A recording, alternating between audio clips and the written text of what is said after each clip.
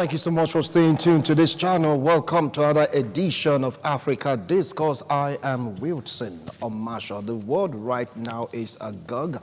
The world right now is on red alert, so to speak, because of Russia's invasion into Ukraine. So many things have been going on, so many things have been happening, and people have been asking so much questions. But on today's edition, I want to take a look at the various ways this war is impacting or be impacting on Africans. 3 weeks ago, Professor Prof Elgato, yes, Professor in UNIBEN, was there with us in the studio. We're trying to take a look at ways to really avoid, the conflict between Russia and Ukraine. It made an appeal that Russia should please listen, Ukraine should please listen, they shouldn't go into war. Now, when he left, he went straight to Ukraine to pick on his son so they can just come back home to Nigeria. And of course, yesterday he sent me a clip of what is happening in a town called Chop, where many Nigerians really want to pass through the Ukraine-Hungarian border so they can just escape from that particular turmoil. From what he said to me yesterday, the Poland exits for now, well, just as at yesterday, was blocked. So many other exits from Ukraine have been blocked because of the curfew on the ground. And of course, by the cry with the request of President Zelensky urging all male from 18 years to 60 years to stand back and defend the territorial integrity of Ukraine. Anyway, let's have a listen to the report of Professor Prof Elgato. He sent it to me yesterday from a town called Chop, after which we'll start off with a discussion segment on this particular discourse on Africa Discourse. Have a listen.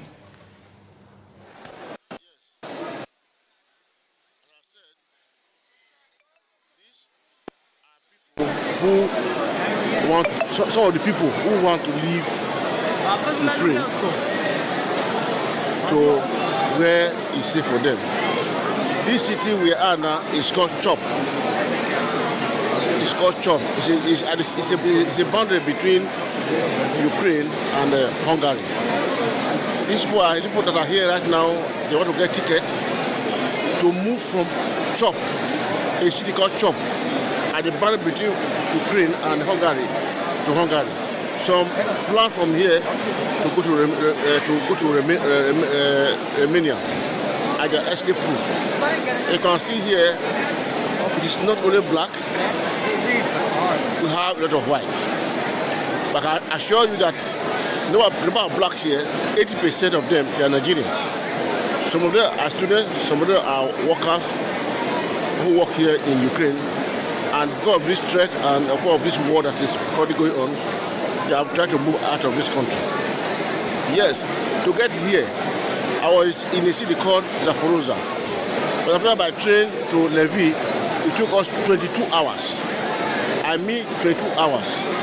From Lviv to Uzhgorod, it took us under 6 hours to get there. And from Uzhgorod to Chop, where I'm presently recording this video from, it took us about 20-30 minutes by taxi to get here. Everybody, we are all here to get ticket to leave this country. It's not been easy. For the past 3 days, people have been suffering.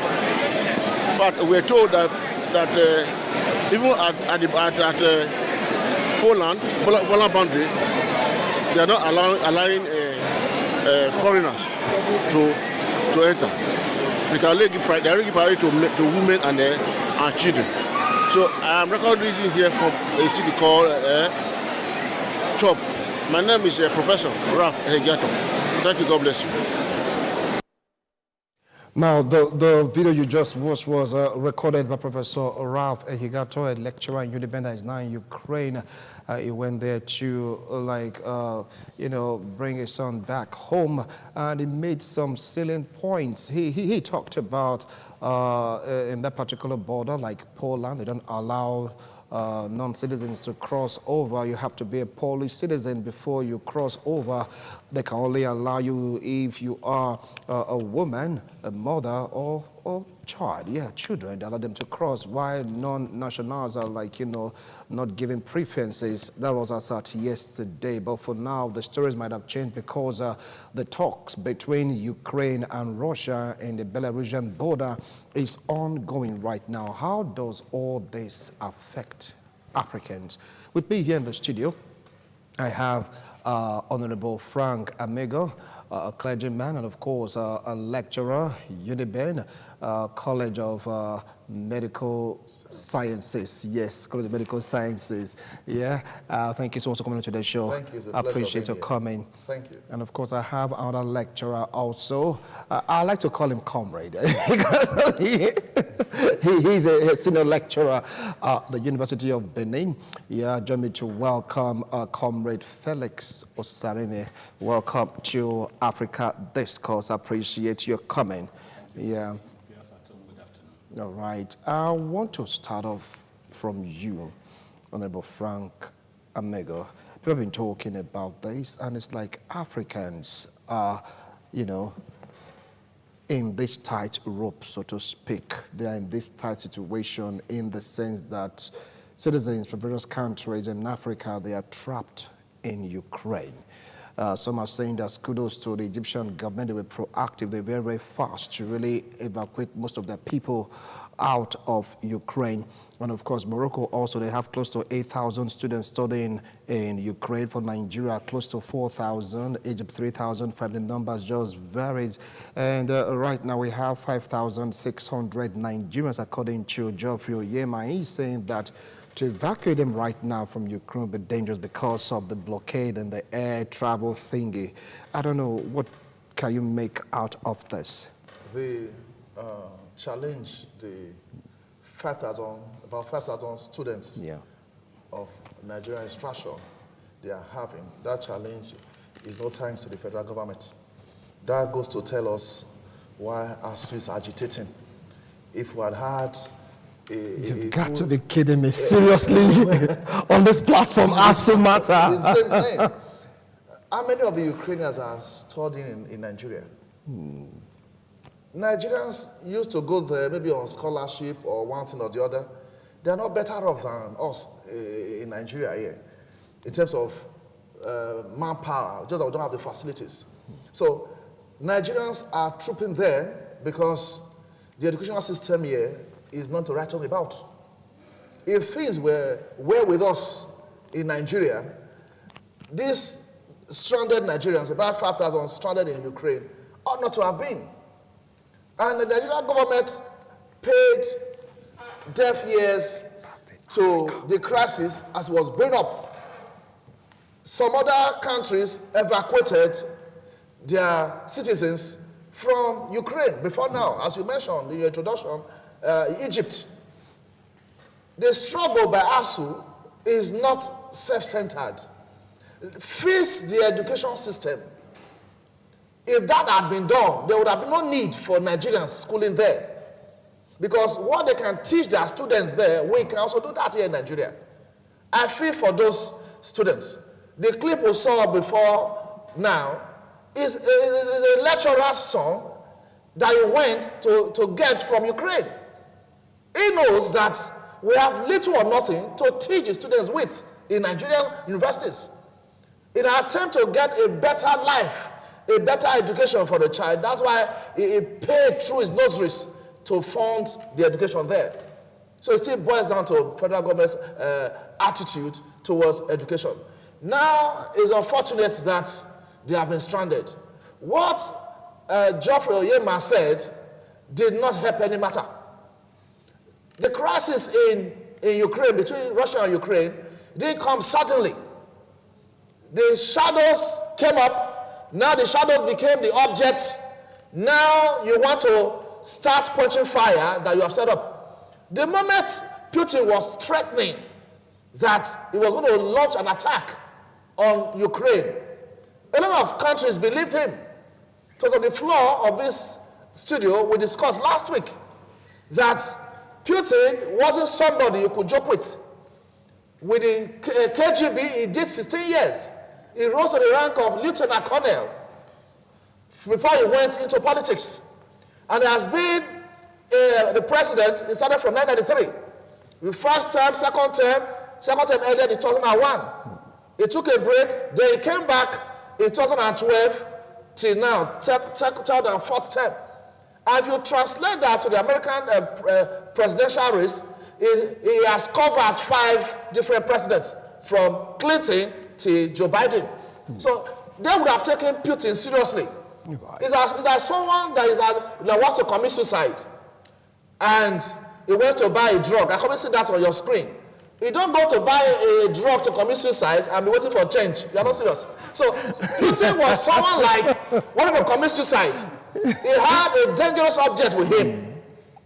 And people are saying he won't use it. He wants to commit suicide. Either he kills or he kills himself. In other words, he will still want to kill himself. So you don't joke with such a personality. All right. The Nigerian government ought to have done something much better than they are saying now. Okay, well, I never saw you coming from ASO dimension. Seriously, you took me unawares. Anyway, we want to go for a break. When we return, we'll continue with this discussion. Don't go away if you just joined us. This is Africa Discourse. We'll be right back.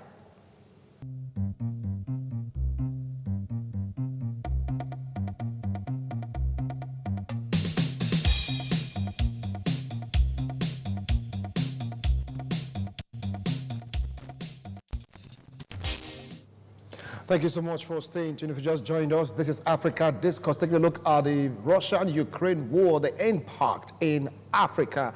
You heard the opening speech of Honorable Frank and Megan. And let me get to hear from Comrade Felix Osareme. I hope you will not go the dimension you wait. Please, let's focus on this, the impact on Africans. Well, thank you very much. I do not need to toe the line of my colleague and co-discussant. I don't need to.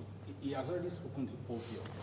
I want us to be very, very sincere when we are using public media, because we are here to educate and to enlighten. We are not entertaining. So let's not. This is a very crucial matter. You see, interestingly, when you are talking of war, we think war is that thing you see on television. When somebody shoots at the other person, you see something like blood spilling. The person will now, another person will hold him, will now cough and die. That is we are talking of real war. Now, the situation in Ukraine is not something we are going to gloss over. I'm sitting here as a lecturer. I'm discussing, so I'm also educating. I'm actually lecturing now, because I teach a course, modern diplomatic practice. So this is part of what I'm going to lecture when we eventually go back to the classroom. Why am I not in the classroom? Because we are in dispute with the government over proper management of the educational system in this country. So we cannot run away from the fact that we will discuss our failures. Even though it is not the primary reason, it is tangential, because we are looking at the impact of the Ukraine crisis on Africa. And we Nigerians, we are Africans. My friend's son is studying medicine in Ukraine. I've been on direct contact in consistent mode with the parents since the crisis broke out in Ukraine, since on the 24th of February. Today is 28th. We are talking of 4 days of intense conflict, hostility. We are not talking of using fireworks. We are talking of using surface-to-air missiles. We are talking of guided missiles. No, I'm talking of precision bombs. Not the type you say it may land, may not land. This one will land. These ones are deployed by Russia. Not Ukraine fighting Russia. Russia has invaded Ukraine in 3 different directions. Now, interestingly, it did not happen as an accident. Russia has been mobilizing since December. Putin even told the world that he was not going to attack, that it was military exercise. Now, he called it special military action. So it is an all-out war. As of yesterday, Putin has put Russia on nuclear alert. We may be joking, the world may just end tomorrow. So let us not trivialize the issue. It's not ASU versus Nigerian government. It is the failure of the Nigerian government that is making us say what we say. We are not here to castigate our government. We are speaking truth. If the university system in Nigeria is really good, 4,000 plus students in Ukraine move the money in terms of dollars to, let's say, $5,000 per child, which is even more than that. Multiplied by 4,000, you will know how much is leaving Nigerian shores every year. I'm talking of Ukraine. I'm not talking of other countries. In fact, Nigerians are actually the highest number of foreign students in all countries all over the world now, even in countries that we are better than. even backward countries, let me borrow that expression, which is not too palatable, that are not even doing as good as we are in Nigeria, our students are going there today because we have failed to put our education institutions right. So we cannot pretend. Second thing is very important here. Our government prefers this sleepy-dovey method of response to issues. We heard of the mobilization of soldiers for days. It normally takes Russia a minimum of a month to mobilize. That was what happened in 1914 when the First World War was to start. In fact, by the time Germany declared war on Russia in 1914, Russia would have still been, they were still mobilizing. Germany had to fast track. Knowing that Russia at that time had over 1 million men in our army, so it would take time to move them to the battlefront because they are not fighting, shooting at random, they are moving to a particular location. This one has been on since December.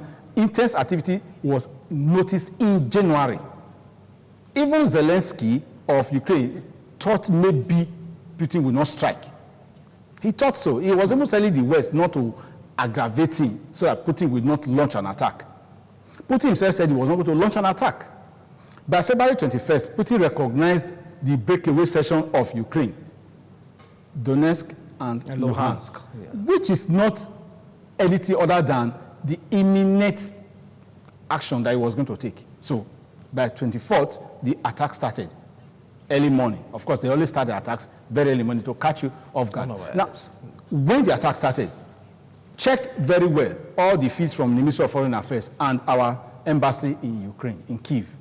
It was, in fact, let me not use the word lukewarm. There was no response. That is what we call a diplomatic disaster. It's a diplomatic disaster because Nigeria is a sitting country that can shoulder the burden effortlessly. Nigeria is very good at abandoning her citizens when they need Nigerian government most. In fact, Nigerian government will even ask you a question, which is what I have told students in class. They will ask you, how did you even get to that country? Are we even aware that you are in that country? It is unfortunate, but that's how they respond. Did you see the clip of the Indian officials that entered the flight and started appealing, apologizing? They have instructed their citizens. They were still apologizing to them, encouraging them. Nigerian government is still telling you, go to one border in Poland, go to one border in Romania, go to one border in Bulgaria, go to one border in Hungary. Somebody will meet you there. Is that how you organize evacuation?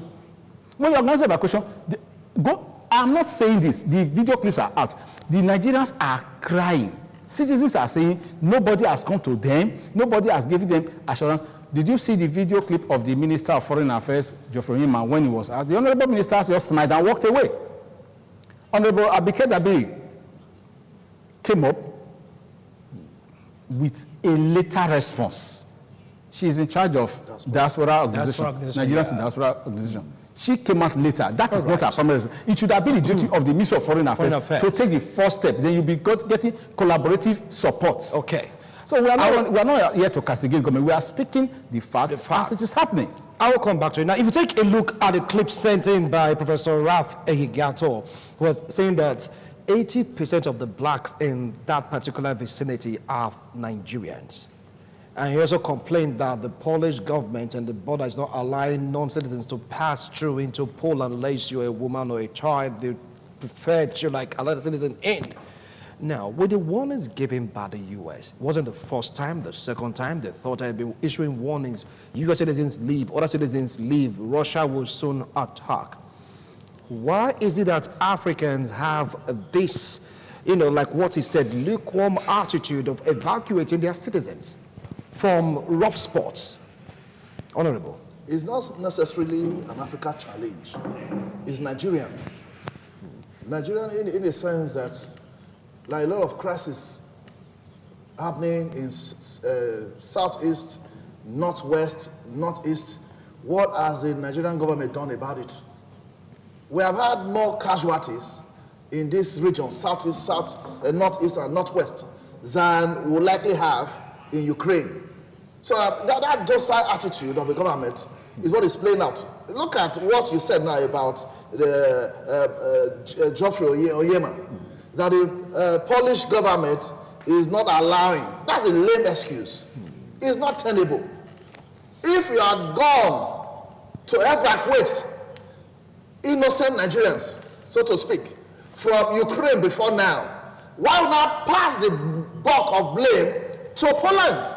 It was your duty, it was your responsibility to take care of these students in the first instance by providing an educational platform in their own resident country. They couldn't find that. So they immigrated at their own expense. The government did nothing about it. Now, U.S. government said to the various Americans living in Ukraine that they should try as much as possible to leave Ukraine or leave Russia and come back home. There was no such a call, not even a missed call came from the federal government. As I said, we are not blaming the federal government. All these things are obvious. Apart from the educational challenge, the other challenges, as is impacting some positive, some negative on the African continent. But now we are zeroing on education for now. So the federal government should see this as a wake-up call to address the issues placed before it by ASU, for instance, so that such an event will not take place elsewhere. It's a wake-up call as so many Nigerians, especially those that are not on scholarship, their parents, civil servants. You know what it means to gather money as a civil servant? To take your child abroad to go to school, not to go to abroad and do menial jobs and send money home. You are at the child's rescue from day one to the last day of the study is embarking on there. So this is a time for the federal government to have a profiling. What do we do to bring our children, our citizens back to Nigeria to go to school? If you have fixed infrastructure, you have fixed a lot of things that ASU is talking about. It's not that I belong to ASU that I'm talking like that. I'm a parent. I have grown-up children. The way I go to school is different from the way they are going to school. When I was going to school, posting in UBTH, they placed all the students on posting, on salaries. Every month, that's how I went to school. I got in 1993. So, by now, you see students, they struggle to do so many things. And you come back and say they have had a first degree, they don't know anything. How would they know it?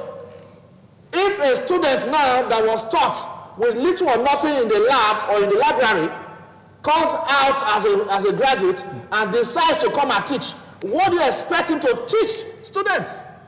Be teaching from, is it inspiration or what? So the federal government should see this as a challenge ultimately. Russia, Ukraine fighting, let's come back home. Could you please interpret? I will. Yes. This means I'm angry. Please, watch your emotions. I will watch it. Watch your emotions. No, there's no God now. The point at which you want to judge your enemies, what Russia is doing to Ukraine is not good, this is not good. That's the same point. You should judge your own matter. You have no matters there. If you say it doesn't matter, it doesn't matter, but I'll tell you that there are dozens of matters in the matter. At the Nigerian front, Southeast is challenged. What's the government doing?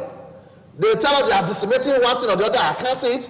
Northeast, they still are doing something.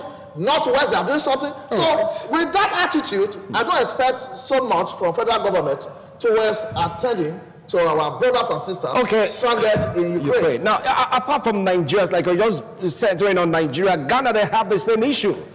They are complaining also. Well, hold on. Despite the fact that Nigeria, they have more numbers of students in Ukraine, Ghana have similar issues. They too, they are stranded. But for the US, they have minimal issues because they were proactive.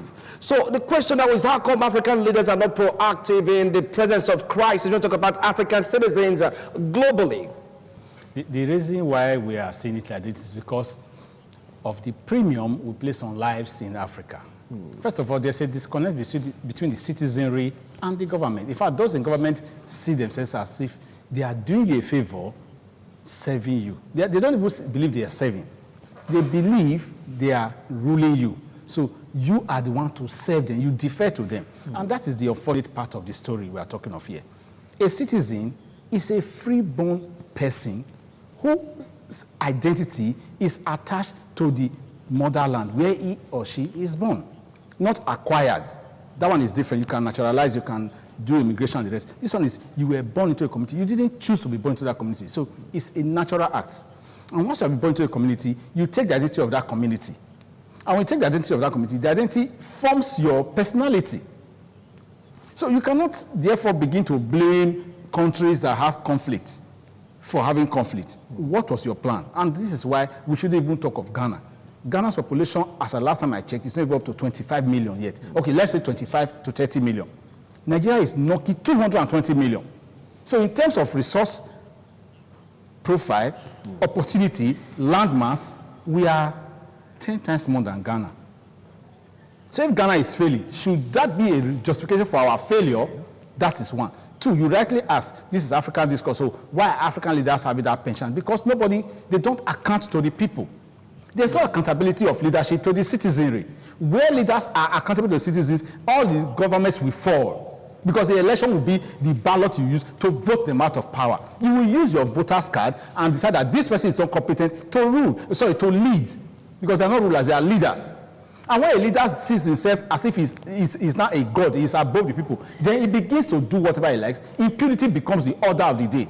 And when there's no consequence for their mischief, nothing will happen. They will begin to explain it away. When African leaders, when they want to put it over, they will say, they will excuse their failures.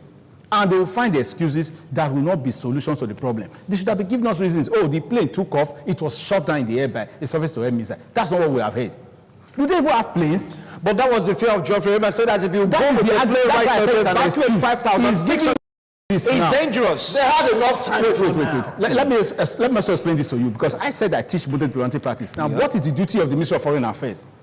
The Ministry of Foreign Affairs has a dual purpose. It works within Nigeria. Did you say foreign or falling? No, but let's not say falling. Let's first of all keep it to where it is. Foreign Affairs. Okay. You see, it has a dual responsibility. Within the country, it takes care of all foreign missions, embassies, high commissions, and the rest within Nigeria. All ambassadors, diplomatic missions, they are processed through that ministry when they want to interface with our government. On the other side, that ministry is in charge of all our diplomatic missions all over the world. Even if we have one in outer space, it should be the duty of that ministry, which we don't have anyway. The ministry is supposed to serve in two fronts. The ministry is the eyes and ears of Nigeria all over the world. So it means as soon as something is happening, they should be on alert. All right. Nigerian Ministry of Foreign Affairs that cannot issue you Nigerian passports outside the country. Is that ministry that will evacuate you? They'll tell you that there's shortage of booklet. Even within Nigeria, do we get passports? So it is the premium we have placed on citizenship that you are seeing manifesting. I must use Nigeria as an example. I don't want to use other African. After all, Egypt is an African country. Egypt evacuated. So when we are talking of the ones that are failing, we should be looking at the ones that are doing well. As we always say in Benin, let me also quote my freely. Amenama say, could you say someone that you are doing better than? Yes. You won't want to kill yourself. But sometimes the person you are looking at is a failure. So you don't use a failure as your standard. You should look at the one that is excelling. Why are we not looking at the United States of America? Why are we not looking at Russia? Why are we not looking at countries like Poland, Czech, France, England, that move their citizens, that are still moving people? Why are they not shooting those people's planes? They already had outposts. They used Poland, Hungary, Romania.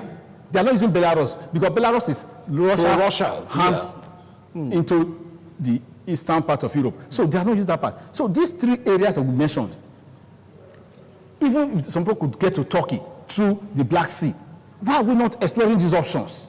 Because the government is not ready to do what it needs to do. It will always make excuses, give you excuses. And we want reasons. All right. These are lives. Because right now, from the reports we are getting, is like either this exit you mentioned right now have been blocked or overrun by many, refugees, because that's the tendency to qualify them. They've blocked it. They've been trying to, sort out nationalities, or you just name it, and they're giving preferences to the nationality before any other national be allowed to cross the border. People like saying that the reason why it's difficult for Africans is that the premium placed on Africans by these other countries. How true is that? The value placed on Africans by these other countries. For instance, Poland can say, look, we won't allow any other national, apart from Polish national, women and children have to, hold back a little bit. Hungary also, they're having similar, I want to put it now, system of evacuating refugees. Take it up from there. Yes, if you allow me, I'll use pidgin English now. Yeah. Oh boy. From the question you asked, that these various countries, neighboring countries, are not allowing African nationals to come over. the question I'll ask you, if now you won't call, you have preference for your own. The high premium they placed on their citizens is what is playing out. And if I don't have enough facilities, let's say 10, and my people are 10 in number, no matter you beg, I will allow you in. What they just did was natural. And for Nigerian government not to pay enough or due attention right from the onset shows also the value we have placed on Nigerians and Africans generally. So if Poland and other neighboring countries refuse to allow us, you don't blame them so much because it's a worse situation. And in South Africa, for instance, you know, South Africa is one of the world's 5 emerging economies. They call the BRICS. B-R-I-C-K. Brazil, Russia, India, China, South Africa. Yes, so the answer is South Africa. So they are silent on the matter because they have things to gain from Russia. And to interest us to know that Russia accounts for not less than 30%. Russia or Ukraine account not less than 30% of the wheat that we bring, they use for bread and other things. So if other neighboring countries refused, they know what they are going to benefit from it. But Nigerian government, so we are always comparing, because we are Nigerians and living in Nigeria now. Nigerian government is not seeing the benefits of its citizens. More so, I'm thinking, you don't have to castigate me on that. I'm thinking, you went to Ukraine, you are your own. When you are back from Ukraine, any job, you are your own. But other countries will see it. If we couldn't provide an enabling environment for these persons to go to school, and they went there at their own expense, so we are now duty bound to provide a job for them as they come. So now that you have gone to Ukraine, who sent you? If you like, you come back. If you don't like, you don't come back. So the government does have a proper profiling of the number of students. All guesswork. All guesswork. Yeah, they don't have the profile because you didn't send them there. But at least they gave us 5,600. Then they give you the list. Now, that's number one. Number two, there are some Nigerians that are in Ukraine, they didn't go there for education. They went there for businesses. So that 5,000 plus number cover all the Nigerians that are in Ukraine? No. Oh, you're saying we have more? Yes, there are more. All right. There are more there. All right. Now let's take, we've talked about this, we've spoken about the citizens right now in Ukraine, African citizens that are like, they're trying to come out. Our opponent that was here with us 3 weeks ago is now Ukraine trying to get his own child out of Ukraine. At his expense. At his own expense, yes, not at the expense of the federal government. People have been talking about it, no help is coming, no call, nothing. They are just there, stranded in Ukraine. But some are saying this is like a good ordeal for Africans in the sense that the gas that Russia is like supplying to Europe this time around because of the conflict, it will trickle down to Africa, making Africa to a little bit get richer. We're talking about countries like Morocco, Senegal, even Nigeria, among those countries also that are, you know, transporting liquefied gas, that this may just be a kind of a boom, so to speak, in that particular sector. Take it up from there, comrade. Did you know of that Yeah, you're giggling. I was like, why were you giggling? No, I'm giggling because it's very interesting. It's time will not permit us. I would have given you one wisecrack I used in class about the creation of Nigeria, but we'll leave it for another day. You have mentioned countries that will benefit: Morocco, Senegal, Nigeria. Yeah. Please remove Nigeria from that list. Do we have enough gas to use? Remove Nigeria from the list. Remove Nigeria from the list, please. Wow. Let us always be sincere. When you are counting sinners, do you count Satan? You don't count Satan because Satan is the one that made people sin. So Satan is the repository of sin. You cannot. Oh boy. We cannot count Nigeria as a beneficiary country. It would have been proper. In fact, be very careful. Nigerian government will still increase gas again and say that because of the war in Ukraine, you don't have gas to give to you in your country. That's how Nigerian government manages the economy. Voodoo economics, that's what we call it. The one that will mystify simple law of demand and supply. Right. See, whenever there is crisis in one part of the world, some countries are supposed to benefit. BRICS means Brazil, Russia, India, China, and South Africa. South Africa, yes. Russia is the initiator of the conflict. Yeah. Russia has stockpiled reserves for some years. Putin did just wake up and say, I will launch. No. Since that event of 2014, 2015 in Ukraine, in Crimea and in Donetsk and Luhansk, he has been preparing. It's not a one-day shot. Let's just keep that one in the background. Now look at the benefits. 40% of the gas that is consumed in Europe for heating and for domestic purpose is from Russia.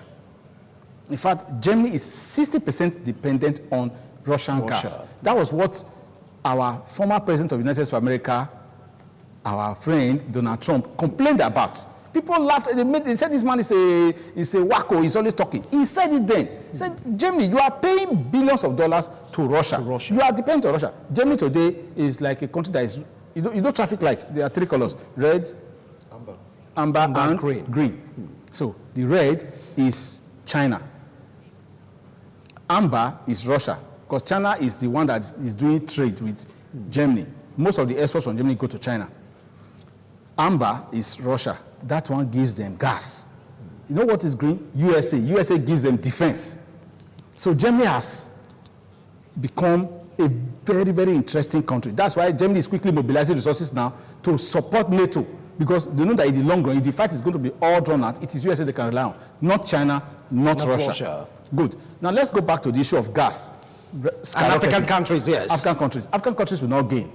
If there will be any gate, it will likely be Morocco, because Morocco can use the Mediterranean Sea, go to the Straits of Bosphorus, that is close to Turkey, and enter the Black Sea to supply that zone. Because, of course, there may be as sanctions are being slammed on Russia. In fact, the enormity of sanctions that were announced by the EU yesterday, Russia will definitely feel the impact. There is no denying it.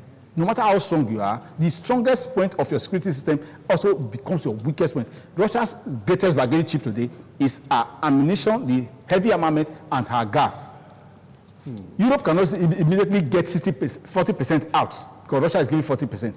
If they want to even buy from Africa, they will buy from North Africa. Proximity factor. The closest point to the market is Morocco. They'll look at Morocco first. They're not going to look down to Nigeria in West Africa. That's far down. Senegal may also be close because it's on the river side, yes, and it's still closer to Morocco. Even then, it will cost more, logistics-wise, to ship gas from that zone. But they're already perfecting those plans. Nigeria's own problem is that if you even export gas now, we will not get the money. Somebody will tell you that, in fact, they will tell you that they may send 10 shipments and we only record 2.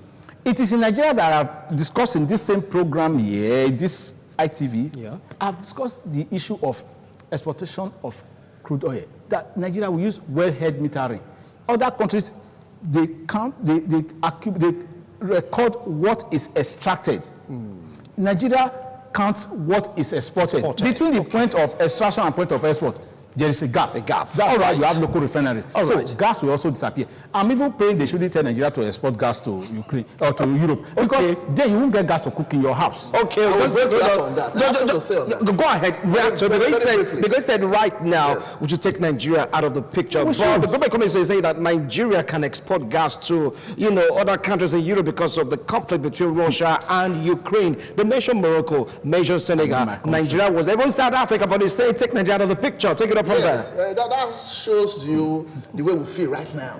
So I'm aware on the 16th of February this year, Nigeria, Niger, and Algeria, they signed an agreement. I watched that and then on the 16th of February this year. What was the agreement? To create a gas pipeline that will run from Nigeria to Niger to Algeria, then Europe. And Europe has agreed to do the piping. That was signed on the 16th. So that Nigeria should leave the picture shows to you the level of corruption in Nigeria. And as he explained now, 10 will leave, they will record 2. Because let me even help you with one information. Do you know the land mass of Nigeria? You are going to pipe gas from. But you said they will I know. They will say so. But what about the insecurity factor? Who is going to lay the pipe? Let's be very frank here. No, let's be sincere. I'm frank already. Good, thank you. Let's be sincere. In the Northeast, electricity transmission pylons are being bombed. Vandalized. Not vandalized. They place IED devices on them and detonate these devices, shut down communities. You go there to install them again, the workers are at grave risk. Sometimes they step on landmines. We would need to do a lot of, let us take what we call case scenario. It will be very difficult to pipe gas from the Niger Delta today through the length and breadth of Nigeria and cross Niger. Niger is also having some internal challenges. But at least their own is tolerable. Our own is intolerably difficult to explain. You heard him. So he said ours is like we have a retinue of problems, militating against the proposed piping of this gas from Nigeria, Niger, Algeria, then to Europe. Take it up from there. Maybe for Europe to say that is an alternative for them, they would have understood all these challenges here and there. And there would have been ways to mitigate against them. Europe is doing that, as we have agreed right here, that even Germany, about 40% of the gas used there comes from Russia. 60. So 60%. 60%. So now, Europe will not want to now still rely on Russia, going by the EU sanctions and all that. You can't ban me from entering your house and later send your child to me to give you a cup of water. You can't do that. So they're not looking for any alternative, wherever possible, irrespective of the cost implication, to bypass Russia and in the long run tell Russia, we don't need your gas anymore. And Russia cannot finish the gas that they are producing. So they need to do that to earn foreign exchange. So what I feel Europe is doing is to, in a way, clamp Russia down, irrespective of the gas you're supplying, that we can do without you. I'm sure that was able to disburse so much money, is in several billions of dollars. To ensure if going from point A to point B will not give me respect, I can move from A to Z. Yes, they are the distance. They're also looking at the northern gas, the northern oil fields in Finland, Norway area, and up to Iceland. Because but that is not up to the gas in Russia. The problem is because that of Russia is already commercially viable. So when you are creating an immediate alternative, especially in a conflict situation, it's going to be more expensive in the immediate. But the thing is, they are also looking at the strategy. The strategy is to also make Russia less powerful. I told you just now, I said two things are the basic strengths that Russia is deploying in this conflict. The gas and the armament, to the gas that they supply to Europe. All right. If Gazprom is compressed, because that's the name of the company that is running the gas supply from Europe, because they were even working on Nord Stream 2. They were operating a second pipeline that would have made it even cheaper and faster. All right, those things are going to be restrained right now in this conflict situation. Now, let's come down home to Africa. People are saying that there is an increase in oil prices, above $100 per barrel. Do you That's think, our gain. So, I mean, Africa should be happy about this outcome in a way, like vis-a-vis Nigeria. Which of the countries are we talking about? It's not a final gain. Yeah, which of the countries are we talking of again? Of course, Nigeria is the center of it. Good. I want you to react. Calm down. Okay, so that's apparently initial boom. I say it's an initial boom. Yeah, so it happened in 1991, the Gulf War. Where is the money? Now, the crude now is about $100 per barrel. So, but the way Nigeria, as a few other countries in Africa, we are relying solely on multinationals. So a greater part of that gain now will be taken away by the multinational companies. And Nigeria, in this case now, we have little or nothing. We are not refining, we are not doing anything. So it will take multinationals to do the bunkering to and fro. Having done that, the gains will go to them. So that's a challenge. The gain is just a little bit for a short while. That is in an ideal situation. Now, in the real situation in Nigeria, even the one you are talking of as gain now, it will still disappear. It's not just the corruption syndrome in Nigeria should be seen. Are you not saying that African countries are getting nothing from this? Our country, because right now we have to put Nigeria in the picture. People have imported fuel that the methanol content is deadly right now. We are having fuel scarcity. Nigeria is an oil producing country, with the sixth largest reserve worldwide. Do you have fuel? Syria, that have been in conflict since 2011, they still have fuel. They are not having queues. Ukraine, that is in conflict with Russia right now, they still have light. They are still not queuing for fuel. Just that if you can come out and buy before, if a missile doesn't land on your head, you buy it and go back home. So Nigeria that we have enough for this generation and possibly the next generation, we can't even refine our products. We even bought refined products. We bought adulterated products. Right now, if you go around town, apart from maybe NNPC mega stations, there's no filling station that is selling 100 naira a liter. Go and check. This is Benin City. We are even talking about Benin City where we still have supply. Go to Abuja. As at last month, by mid-February, they already pay over 220 naira a liter in Abuja. Okay. In some places, they are paying 300 naira a liter. In the eastern part of the country, people are paying up to 350 naira a liter of petrol. Okay. This is our country. We have the crude oil. We are not buying it. It's just there. We didn't make it. It's in the ground. Right. We don't even have the technology to extract. We go into joint venture agreements with multinational companies. Multinational companies, we teach them how to cheat us. They don't come here with that. Because do you know the danger? The multinational companies cannot go and show falsified documents in their country. The executives will be jailed for economic crimes. But in Nigeria, they will be celebrated and given chieftaincy titles. All right. Well, we have so much to really talk about this. That before we call it a wrap, do you see Africans taking side in this war? Because it's like Japan has already taken side. EU countries have been speaking about the war, but we hardly heard an African country coming out to say, yes, Russia or Ukraine, what you guys are doing is wrong. I mean, do you see them coming up? Africa is like the earth. Developed countries, heaven. So anything is going to drops down. So anything, whatever it drops on, you bear it. We are the receiving end. Wow. As I said, a large percentage of wheat is exported to Africa. That will affect bread costs. Bread now, we're going to see it. Bread, the price will soar. Very soon. And they can't say anything because you can't castigate the person that is feeding you. You don't fight the person that is fighting for you. So because some of these things come from Russia, South Africa can't even say anything right now because of the BRICS they belong to. So at the end of it, African nations can only be shouting indoors. You can't come out. Nobody should hear your voice. Thank you so much, Honorable. 30 seconds.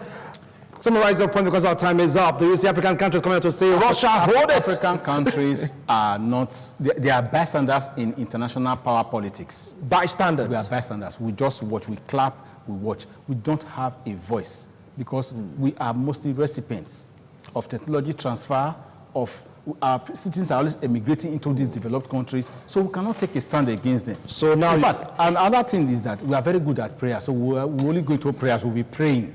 We keep praying? Yes, we'll just be praying. We'll just be praying? Yes. I believe that one day prayer will change everything. So I'm sure our people will soon go into prayer and fasting for the Ukrainian crisis to blow away, which will not happen like that anyway. So what do you think would not happen? Well, if prayer doesn't work, after all, you are a pastor. I said it's not going to work. Do work. I didn't say it in that way. There's a place for wisdom.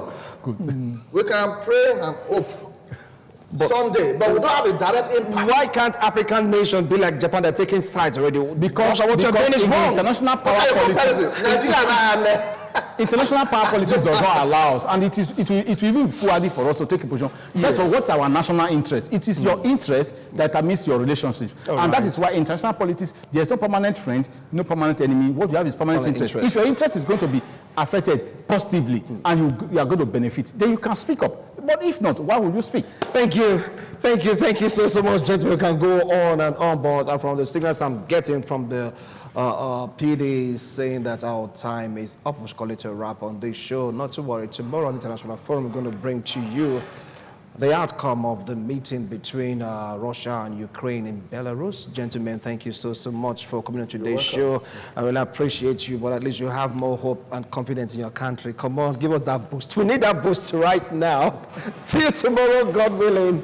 Bye for now.